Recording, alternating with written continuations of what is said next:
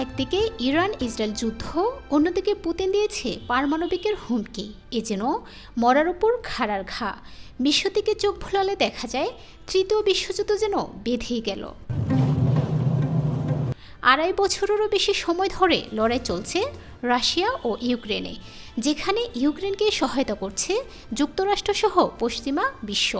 বলা হচ্ছে রাশিয়ায় ক্রুজ মিসাইল হামলা চালাতে ইউক্রেনকে গ্রিন সিগন্যাল দিতে পারে যুক্তরাষ্ট্র ও ব্রিটেন।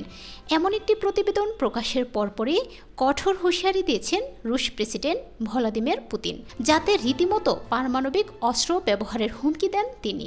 পারমাণবিক অস্ত্র ব্যবহারের আন্তর্জাতিক আইন ও পূর্বশর্ত পরিবর্তনের বিষয়ে বিবেচনার কথাও জানিয়েছেন পুতিন।